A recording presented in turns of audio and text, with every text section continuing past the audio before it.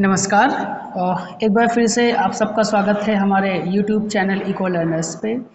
हम लोग इकोनॉमिक्स से कुछ इम्पोर्टेंट एमसीक्यू क्वेश्चंस कर रहे थे जो कि एग्जामिनेशन के लिए, चाहे वो सीबीएसई हो, चाहे वो एनसीईआरटी का हो, या बाकी एग्जामिनेशंस के लिए जो इम्पोर्टेंट थे उसकी सीरीज कर रहे थे जिसमें से 25 क्वेश्चंस का ऑलरेडी एक वीडियो हमने अपलोड कर रखा है। आप स्टार्टिंग के 25 क्वेश्चंस वो देख सकते हैं और बाकी आगे का हम लोग यहाँ से स्टार्ट कर रहे हैं। तो जो फर्स्ट क्वेश्चन है वो ये है कि green revolution in India was related to, Bharat में जो हरित क्रांति थी वो किससे संबंधित थी। पहला ऑप्शन है इंडस्ट्रियल ग्रोथ से, एग्रीकल्चरल ग्रोथ से, या फिर बैंकिंग रिफॉर्म से, या फिर सर्विस सेक्टर से। जैसा कि हम सबको पता है कि जो हमारा ग्रीन रिवॉल्यूशन है वो किससे संबंधित थी। ग्रीन रिवॉल्यूशन, हरित क्रांति किससे संबंधित थी? ये कृषि विकास से संबंधित थी। किससे?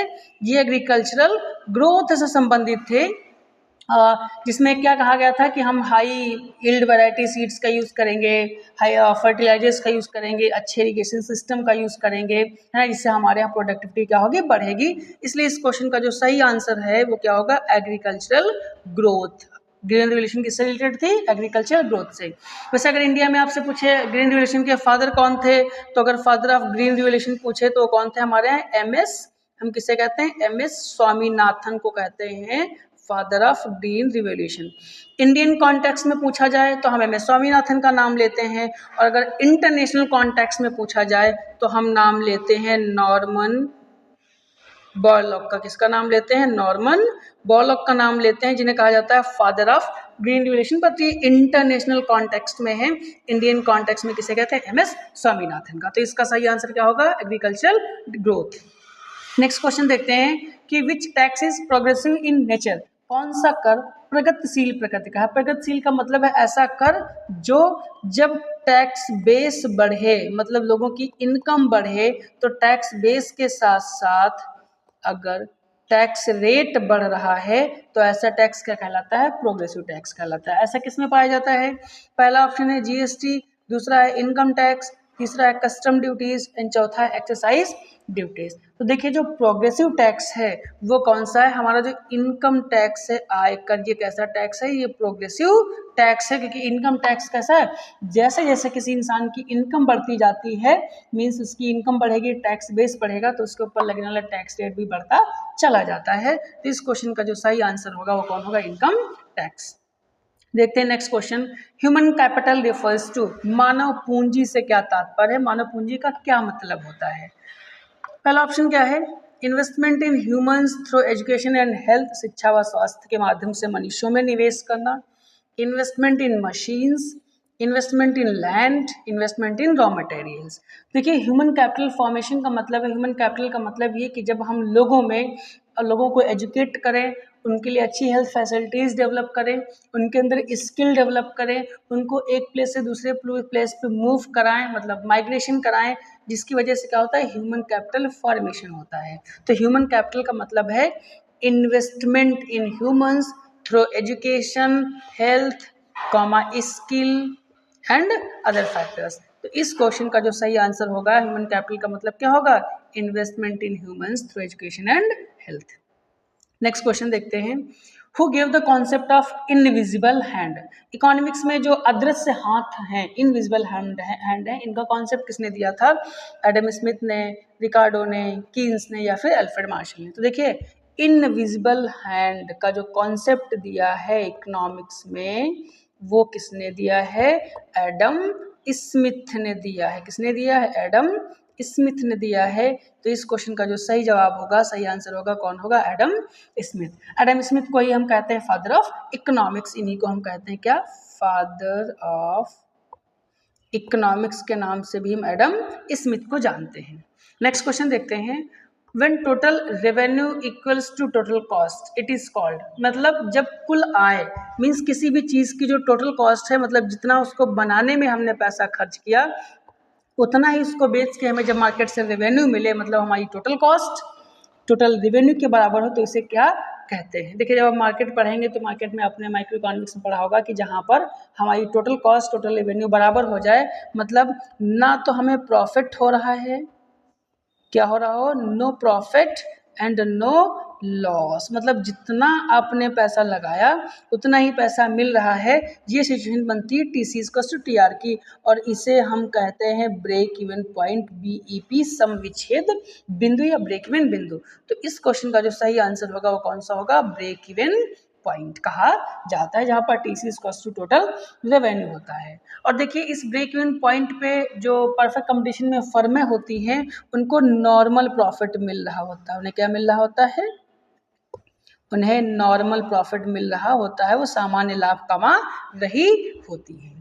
नेक्स्ट क्वेश्चन देखते हैं। The situation of rising prices along with falling output is called. वो सिचुएशन जहाँ पर प्राइस राइज हो रहा हो, फॉलिंग आउटपुट, जबकि आउटपुट क्या हो रहा हो? कम हो रहा हो, तो उसे हम क्या कहेंगे? मतलब जब मूल्य वृद्धि के साथ साथ उत्पादन में गिरावट की स्थिति हो रही तो उसे क्या कहते हैं? देखिए जब प्राइसेस किसी गुड्स के राइज हो रहे हैं और आउटपुट उसका कम हो रहा है तो ऐसी सिचुएशन को हम नाम देते हैं कौन सा? पहला ऑप्शन है स्टैगफ्लेशन, रिसेशन मंदी का, डिफ्लेशन अपस्फीति का, या फिर डिप्रेशन महामंदी का। तो इसे हम कहते हैं स्टैगफ्लेशन की सिचुएशन। किसे कहते हैं? ठहराव की स्थिति। कब? जब महंगाई बढ़ रही हो, कीमतें बढ़ रही हो, मगर आउटपुट में कोई चेंज ना हो, आउटपुट गिर रहा हो, तो सही नाम देते हैं स्टैगफ्लेशन, ठहराव की स्थिति का। देखते हैं नेक्स्ट क्वेश्चन क्या कहता है। नेक्स्ट क्वेश्चन क्या है कि which sector contributes the largest share in India's GDP today. आज भारत के GDP में सबसे बड़ा योगदान किस क्षेत्र का है? कि हमारे यहाँ 3 सेक्टर हैं, primary, secondary and tertiary sector. Primary sector में हम किसे शामिल करते हैं? कौन कौन से सेक्टर हैं? प्राइमरी, सेकेंडरी या मैन्युफैक्चरिंग भी जिसको कहते हैं, और तीसरा है टर्सरी सेक्टर, है ना, सर्विस सेक्टर जिसको कहते हैं। तो करंट सिचुएशन में GDP में सबसे ज़्यादा कंट्रीब्यूशन किसका है? देखिए GDP में कंट्रीब्यूशन सबसे ज़्यादा किसका है? टर्सरी सेक्टर का, मीन्स किसका? सर्विसेज का। ठीक है, तो जो इस क्वेश्चन का सही आंसर होगा वो कौन सा होगा? सर्विसेज होगा। बट अगर पूछे पॉपुलेशन सबसे ज़्यादा कौन सी इन्वॉल्व है, तो जब हम बात करेंगे सबसे ज़्यादा एम्प्लॉयमेंट किस सेक्टर में है, तो एग्रीकल्चर में है। लगभग 48-49% लोग आज भी इस एग्रीकल्चर सेक्टर में इन्वॉल्व है। बट वहाँ से जो GDP में कंट्रीब्यूशन है वो 16 से 17% के आसपास है। बट GDP में जो कंट्रीब्यूशन सबसे ज़्यादा वो किसका है? वो सर्विसेज सेक्टर का है। इसलिए यहाँ पे इस क्वेश्चन का जो सही आंसर होगा वो कौन सा होगा? सर्विसेज, सेवा क्षेत्र। नेक्स्ट क्वेश्चन देखते हैं। Physical deficit means, physical deficit का मतलब क्या होता है? राजकोषीय घाटे का मतलब क्या होता है? तो राजकोषीय घाटा, देखिए घाटे का सिंपल सा मतलब होता है कि जब हमारे एक्सपेंडिचर ज़्यादा हो हमारे रेवेन्यू से, है ना, जब हमारे क्या हो? खर्च ज़्यादा हो हमारी आय से, तो उसे हम घाटा कहते हैं। पहला ऑप्शन क्या है? Excess of revenue. यहाँ कह रहा है रेवेन्यू एक्सेस होता है, ऑप्शन नहीं होगा। एक्सेस ऑफ एक्सपेंडिचर और रेवेन्यू। देखो इस क्वेश्चन ने क्या कहा है? एक्सेस ऑफ एक्सपेंडिचर, जहाँ पर एक्सपेंडिचर ज़्यादा हो रेवेन्यू के कंपेरिजन में, तो यही ऑप्शन हमारा सही का ऑप्शन होगा, means option number B, excess of expenditure और revenue is known as fiscal deficit. उसे हम क्या कहते हैं? फिजिकल डेफिसिट कहते हैं। नेक्स्ट क्वेश्चन देखते हैं। Question number 34, balance of payment includes. Balance of payment में क्या क्या शामिल होता है? Current account and capital account, only exports and imports, only invisible items, only capital flows. देखिए जो हमारा बैलेंस ऑफ पेमेंट है BOP में हम क्या क्या शामिल करते हैं? हम अपने BOP में करेंट अकाउंट और कैपिटल अकाउंट, कौन कौन? करेंट अकाउंट और कैपिटल अकाउंट, हम अपने BOP में दोनों को शामिल करते हैं। इसलिए इस क्वेश्चन का जो सही आंसर होगा वो कौन सा होगा? Current account and capital account. Next question देखते हैं। Which one is not a function of the RBI। निम्न में से कौन RBI का कार्य नहीं? बहुत आसान सा क्वेश्चन है RBI का। पहला है issuing currency, credit control, collection of taxes, lender of the last resort. तो अगर आपने फंक्शंस ऑफ RBI पढ़े हैं, है ना, तो आपने पढ़ा होगा RBI का काम कौन सा नहीं है? इशूइंग करेंसी RBI का काम, RBI ही करेंसी इशू करती है। क्रेडिट कंट्रोल का काम भी RBI करती है। Lender of the last resort भी RBI को कहा जाता है। जो सही आंसर होगा इस क्वेश्चन का कि कौन कार्य RBI नहीं करती, वो कौन है? Collection of taxes. टैक्स का कलेक्शन RBI नहीं करती, ये कौन करती है? गवर्नमेंट करती है। कहाँ आता है? Public finance of fiscal policy में। ये कहाँ ये गवर्नमेंट ही काम करती है, तो कहाँ आता है? गवर्नमेंट ऑफ फिस्कल पॉलिसी में। तो यहाँ पे इस क्वेश्चन का सही आंसर कौन सा होगा? Collection of taxes is not the work of RBI। Next question, क्या कह रहा है, डिवेल्यूशन ऑफ करेंसी मीन्स, मुद्रा के अवमूल्यन का मतलब क्या है। डिवेल्यूशन ऑफ करेंसी का मतलब होता है वैल्यू ऑफ द करेंसी, जो करेंसी की वैल्यू है वो क्या होती है, कम हो जाती है। क्या, वैल्यू ऑफ द करेंसी को कम करना, ठीक है, डिवेल्यूएशन कहलाता है। मीन्स पहला ऑप्शन क्या है, decrease in value of domestic currency in respect of foreign currency, यही इसका सही ऑप्शन होगा, decrease in value of the domestic currency in respect of foreign currency. जब फॉरेन करेंसी के कंपैरिजन में हम अपनी डोमेस्टिक करेंसी की वैल्यू को क्या कर लें, जानबूझ के कम कर लें, डिवेल्युएट कर लें, तो क्या कहलाता है वो, डिवेल्यूएशन। और अगर मार्केट ऑपरेशंस के थ्रू वैल्यू कम हो जाती है, मतलब डिमांड एंड सप्लाई के थ्रू कम हो जाती है, तो उसे हम कहते हैं डेप्रिसिएशन। दोनों में फर्क है, डिवेल्यूशन एंड डेप्रिसिएशन में। डिवेल्यूशन का मतलब है कि गवर्नमेंट्स जानबूझ के वैल्यू कम करें तो डिवेल्यूशन, जब मार्केट फोर्सेस से वैल्यू कम हो जाए तो डेप्रिसिएशन कहलाता है। तो इस क्वेश्चन का सही ऑप्शन कौन होगा, option number A. Next question, which of the following is not a qualitative credit control by RBI, निम्न में से कौन सा आरबीआई का गुणात्मक ऋण नियंत्रण उपाय नहीं है। देखिए, आरबीआई के पास क्रेडिट कंट्रोल टूल्स होते हैं। आरबीआई के पास दो तरीके के क्रेडिट कंट्रोल टूल्स हैं, एक तो है क्वांटिटेटिव टूल्स और दूसरा है क्वालिटेटिव टूल्स, है ना। क्वांटिटेटिव टूल्स होते हैं, क्वालिटेटिव टूल्स होते हैं, गुणात्मक और संख्यात्मक टूल्स होते हैं। क्वेश्चन है क्या क्या, कौन सा गुणात्मक टूल नहीं है। पहला मार्जिन रिक्वायरमेंट, मार्जिन रिक्वायरमेंट कैसा है, क्वालिटेटिव टूल्स है। दूसरा है रैशनिंग ऑफ क्रेडिट, ये भी क्वालिटेटिव टूल्स है। रेपो रेट, रेपो रेट ये क्वांटिटेटिव टूल्स है। कैसा टूल है ये, क्वांटिटेटिव।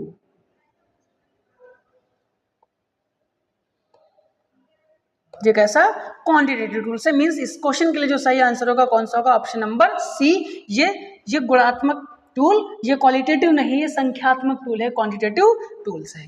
नेक्स्ट क्वेश्चन कह रहा है the term Hindu rate of growth refers to, जो टर्म है ना हिंदू विकास दर, ये किससे संबंधित है। पहला ऑप्शन कह रहा है low growth rate of Indian economy before 1991, 1991 से पहले जो इंडियन इकोनॉमी की लोअर ग्रोथ रेट थी उससे संबंधित है, या फिर higher growth rate of India, India की हायर ग्रोथ रेट से है, नेगेटिव ग्रोथ रेट से है, या फिर ग्रोथ इन एग्रीकल्चर ओनली, या केवल एग्रीकल्चरल गुड्स से। तो देखिए, हिंदू रेट ऑफ ग्रोथ का जो रिलेशन है वो किसके साथ है, वो 1991 से पहले भारतीय अर्थव्यवस्था की जो धीमी विकास दर थी उससे संबंधित है, 1991 के स्लोअर ग्रोथ रेट से। तो इस क्वेश्चन का जो सही आंसर होगा वो कौन सा होगा, 1991, ऑप्शन नंबर ए।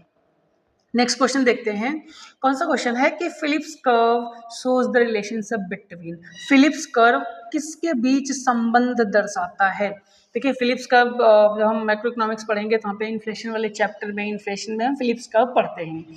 फिलिप्स कर्व क्या करता है कि रिलेशनशिप इस्टेब्लिश करता है, और फिलिप्स कर्व रिलेशनशिप किस किस के बीच इस्टेब्लिश करता है, देखिए ये करता है इन्फ्लेशन और अनएम्प्लॉयमेंट के बीच, किसके बीच में, इन्फ्लेशन एंड अनएम्प्लॉयमेंट के बीच में। और ये क्या कहता है कि इन्फ्लेशन और अनएम्प्लॉयमेंट के बीच में नेगेटिव रिलेशनशिप होती है। कैसी रिलेशनशिप होती है, नेगेटिव रिलेशनशिप होती है, कि जैसे जैसे इन्फ्लेशन बढ़ेगा, इधर हम लिखेंगे इन्फ्लेशन को, इधर लिखेंगे अनएम्प्लॉयमेंट रेट को, तो जो कर्व होता है ऐसे डाउनवर्ड होता है, ये होता है फिलिप्स कर्व। मींस अगर इन्फ्लेशन बढ़ेगा तो अनएम्प्लॉयमेंट कम होगा और एम्प्लॉयमेंट बढ़ेगा। तो जो फिलिप्स कर्व है वो रिलेशनशिप रिप्रेजेंट करता है मुद्रास्फीति और बेरोजगारी के बीच में, और कैसी रिलेशनशिप बताता है कि इनके बीच में नेगेटिव रिलेशनशिप पाई जाती है। तो इसका जो सही आंसर होगा वो कौन सा होगा, ऑप्शन नंबर ए। नेक्स्ट क्वेश्चन देखते हैं, नीति आयोग रिप्लेस्ड, बहुत आसान सा क्वेश्चन है। नीति आयोग ने किसे प्रतिस्थापित किया। देखिए, हमारे फ्रीडम के बाद, हमारी आज़ादी के बाद इंडियन इकोनॉमी के सिस्टमैटिक डेवलपमेंट के लिए हमारे यहाँ क्या बनाया गया था, प्लानिंग कमीशन। क्या बनाया गया था, प्लानिंग कमीशन हमारे यहाँ इस्टेब्लिश किया गया था। ये प्लानिंग कमीशन 1950 को इस्टेब्लिश किया गया था, 1950 को। और जो पहला प्लान बनाना शुरू किया इसने, कब से बनाया, 1951 से इसने पहला प्लान बनाना स्टार्ट किया था। 2015 में इस प्लानिंग कमीशन को ख़त्म कर दिया गया। उस प्लानिंग कमीशन की जगह पर 2015 में एक नई बॉडी बनाई गई जिसको हम कहते हैं नीति आयोग। तो नीति आयोग ने किसे रिप्लेस किया है, प्लानिंग कमीशन को रिप्लेस किया है। तो इस क्वेश्चन का जो सही आंसर होगा वो कौन होगा, प्लानिंग कमीशन, नीति योजना, सॉरी प्लानिंग कमीशन योजना आयोग को उसने रिप्लेस किया है। Next question, which tax is called goods and service tax. बहुत आसान सा है, किसे गुड्स एंड सर्विस टैक्स कहते हैं, तो फुल फॉर्म ही है जीएसटी को ही हम क्या नाम देते हैं, goods and service tax. GST कब इम्प्लीमेंट हुआ, जीएसटी इंडिया में 1 जुलाई 2017 को इंडिया में इम्प्लीमेंट हुआ। तो क्या है जीएसटी, इसका सही आंसर क्या होगा, जीएसटी। वैसे जीएसटी के हमने 2 अलग से वीडियोस अपलोड कर रखे हैं, आप वो चाहें तो वीडियो देख सकते हैं। नेक्स्ट क्वेश्चन ही क्या है, when was GST was implemented in India. ये भारत में जीएसटी कब लागू हुआ, जैसा कि अभी हमने कहा कब जीएसटी लागू हुआ, 1 जुलाई 2017 को भारत में जीएसटी लागू हुआ। तो इस क्वेश्चन का जो सही आंसर होगा वो क्या होगा, 2017। नेक्स्ट क्वेश्चन देखते हैं, Which one is not an objective of monetary policy। निम्न में से कौन मौद्रिक नीति का उद्देश्य नहीं। देखिए 2 तरीके की पॉलिसी से अभी हमने बात कही थी, एक मौद्रिक नीति है जो कि आरबीआई सेंट्रल गवर्नमेंट बनाती है, रेगुलेट करती है। दूसरा हमारी जो फिजिकल पॉलिसी है, वित्तीय नीति, वो कौन, वहाँ की गवर्नमेंट हेड करती है, गवर्नमेंट बनाती है। तो क्वेश्चन ने पूछा है कौन सी मॉनेटरी पॉलिसी का उद्देश्य नहीं है। पहला ऑप्शन दिया प्राइस स्टेबिलिटी, प्राइस स्टेबिलिटी होता है मॉनेटरी पॉलिसी का उद्देश्य। एम्प्लॉयमेंट जनरेशन भी उसका उद्देश्य है। टैक्स कलेक्शन, देखिए जैसे हम टैक्स पे है, टैक्स किसका काम है, आरबीआई मॉनेटरी पॉलिसी का नहीं, ये किसका काम है, यह फिजिकल पॉलिसी का काम है, ये वित्तीय नीति का काम है। इसलिए पूछा कौन सा उद्देश्य नहीं है, इसलिए सही आंसर कौन सा होगा हमारा, टैक्स कलेक्शन का काम नहीं करती है कौन, हमारी ये मॉनेटरी पॉलिसी। ठीक है, तो इस क्वेश्चन के लिए सही आंसर कौन सा होगा, option number C.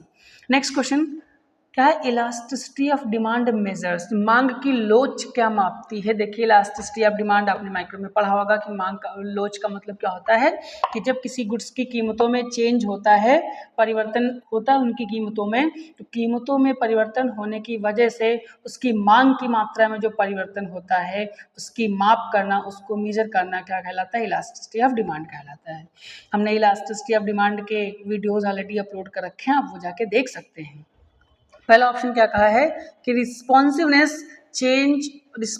Of demand to change in price. हाँ, जैसा कि अभी हमने कहा कि जब किसी गुड्स के प्राइस में चेंज आता है, किसमें, प्राइस में जब चेंज होता है, मीन्स चेंज इन प्राइस हो, तो प्राइस में चेंज होने की वजह से उसकी क्वांटिटी में चेंज आता है। तो जो क्वांटिटी में चेंज आता है, इसी का जो मेजरमेंट है, इसी की जो माप करना है, वो क्या कहलाता है, इलास्टिसिटी कहलाता है। इसलिए इस क्वेश्चन का जो सही आंसर होगा वो होगा option number A, responsiveness change of demand due to change in its price. Next question देखते हैं कि अगर आपके क्वेश्चन आसान से क्वेश्चन समझ में आ रहे हैं, वीडियो अच्छा लग रहा है, तो वीडियो को लाइक और चैनल को सब्सक्राइब करना मत भूलिएगा। नेक्स्ट क्वेश्चन कह रहा है which of the following is not a WTO principle. निम्न में से कौन WTO का सिद्धांत नहीं है। WTO का मतलब है world trade organisation, world trade organisation. तो कौन सा WTO का सिद्धांत नहीं है। पहला कहा है फ्री ट्रेड, WTO प्रमोट करता है फ्री ट्रेड का, कि जो भी मेंबर कंट्रीज हैं वो आपस में फ्री ट्रेड करें। नॉन डिस्क्रिमिनेशन, ये नॉन डिस्क्रिमिनेशन है क्योंकि डिस्क्रिमिनेशन नहीं करता किसी भी कंट्री या इनके बीच में, तो फ्री ट्रेड को ही प्रमोट कर रहा है विदाउट डिस्क्रिमिनेशन। नेक्स्ट है प्रेडिक्टेबिलिटी, प्रेडिक्टेबिलिटी बिल्कुल है। कह रहा कौन सा सिद्धांत नहीं है, देखिए प्रोटेक्शनिज्म नहीं है, संरक्षणवादी किसी को संरक्षण नहीं देता, ये किसी के लिए पार्शलिटी नहीं करता, ये free trade among member countries को प्रमोट करता है। तो जो पूछे सिद्धांत नहीं है तो कौन सा ऑप्शन सही होगा, ऑप्शन नंबर सी इसके लिए सही ऑप्शन होगा। ये इसका फंक्शन नहीं है, ये इसका प्रिंसिपल नहीं, बाकी सारे काम करता है। Next question, which organisation publish the world economic outlook. ये क्वेश्चन कई बार पूछा गया ऑलरेडी कि विश्व आर्थिक आउटलुक जो है वो कौन सा इंटरनेशनल ऑर्गेनाइजेशन पब्लिश करता है। IMF करता है, वर्ल्ड बैंक करता है, WTO करता है या फिर UNDP करता है। तो देखिए जो वर्ल्ड इकोनॉमिक आउटलुक है, WEO है, ये कौन पब्लिश करता है, ये पब्लिश करता है इंटरनेशनल मॉनेटरी फंड IMF, अंतर्राष्ट्रीय मुद्रा कोष। तो इस क्वेश्चन का जो सही आंसर होगा वो कौन होगा, IMF अंतर्राष्ट्रीय मुद्रा कोष पब्लिश करता है वर्ल्ड इकोनॉमिक आउटलुक को। नेक्स्ट क्वेश्चन देखते हैं क्या है, 47 कह रहा the poverty line in India is measured on the basis of, India में जो पावर्टी लाइन है, गरीबी रेखा का जो निर्धारण है वो किस बेसिस पे किया जाता है, कैसे हम मापते हैं कौन गरीबी रेखा से नीचे है कौन गरीबी रेखा से ऊपर है, आय के बेसिस पे करते हैं या कंजप्शन एक्सपेंडिचर उपभोग व्यय के बेसिस पे करते हैं, एजुकेशन लेवल पे करते हैं या एम्प्लॉयमेंट लेवल पे। देखिए हमारे यहाँ अलग अलग टाइम पे अलग अलग मेजरमेंट दिए गए पावर्टी के, हमारे यहाँ क्या हुआ, अलग अलग कमेटी ने अलग अलग टाइम पे अलग अलग मेजरमेंट दिए, बट इंडिया में जो हम पावर्टी लाइन का जो मेजरमेंट करते हैं वो किसके हिसाब से करते हैं, वो हम उपभोग व्यय के हिसाब से करते हैं। किसके हिसाब से, उपभोग व्यय के हिसाब से, कि हम मंथली गुड्स एंड सर्विसेज के ऊपर कितना पैसा खर्च करते हैं उसके हिसाब से तय होता है ये पावर्टी लाइन। तो यहाँ पे इस क्वेश्चन का जो सही जवाब होगा, सही आंसर होगा वो कौन सा होगा, on the basis of consumption expenditure, उपभोग व्यय के आधार पर। नेक्स्ट क्वेश्चन देखते हैं, who gave the definition economics is the science of scarcity, किसने ये डेफिनेशन दी कि अर्थशास्त्र अभाव का विज्ञान है, किसने कहा। जैसे ही देखिए पूरी इकोनॉमिक्स में जहां पर स्कार्सिटी की बात आए, दुर्लभता की बात आए, तो हम हमेशा किसका नाम देते हैं, जो स्कार्सिटी डेफिनेशन दिया था वो किसने दिया था, वो दिया था रॉबिन्स ने। किसने दिया था, रॉबिन्स ने। तो ये डेफिनेशन किसने दी है, ये वर्ड रॉबिन्स ने दिया है, डेफिनेशन ने का वर्ड नहीं है, डेफिनेशन किसने दिया, रॉबिन्स ने दिया है। ठीक है, next question, which scheme guarantees 100 days of employment in India, Bharat में कौन सी योजना 100 दिन का रोजगार सुनिश्चित करती है, PMAY, MG नरेगा, PMGSY या फिर NRLM। देखिए हम सबको पता है जो MG नरेगा है ना, ये 100 डेज की गारंटी लेता है कि जो भी इंसान एक क्राइटेरिया से नीचे है, गरीबी रेखा से नीचे है, या क्राइटेरिया जो सरकार ने फिक्स किया अगर उसमें फुलफिल बैठता है तो सरकार ये गारंटी लेती है कि उसे एक साल में कम से कम 100 दिन का रोजगार कौन देगा, सरकार देगी। जो रोजगार गारंटी स्कीम है वो कौन सी है, MG नरेगा है, मनरेगा। ठीक है, नेक्स्ट और लास्ट क्वेश्चन कह रहा, which Indian state was the first to implement GST, कौन सा ऐसा राज्य था जिसने भारत में पहली बार GST सबसे पहले लागू किया। जैसे कि भी हमने कहा GST की बात ऊपर के भी क्वेश्चंस में की है, GST के हमने अलग से वीडियो भी अपलोड कर रखे हैं, आपको पूरी GST की अगर जानकारी चाहिए तो आप वीडियो देख सकते हैं। पहला स्टेट कौन सा है, महाराष्ट्र, असम, गुजरात या फिर कर्नाटका। तो देखिए GST इम्प्लीमेंट करने वाला जो पहला स्टेट है इंडिया में वो कौन है, असम है, इसलिए इस क्वेश्चन का जो सही आंसर होगा वो कौन होगा, असम होगा। आई होप आपको ये MCQ क्वेश्चन समझ में आए होंगे। ये दूसरा वीडियो है हमारी MCQ सीरीज का, हम ऐसे और वीडियोस MCQ पैटर्न के लिए पैटर्न के लाते रहेंगे जो कि अलग अलग एग्जामिनेशन के लिए यूजफुल हैं। तो आई होप आपको ये क्वेश्चन से आपको ये वीडियो अच्छा लगा होगा, तो चैनल को सब्सक्राइब और वीडियो को लाइक करना मत भूलिएगा। Thank you.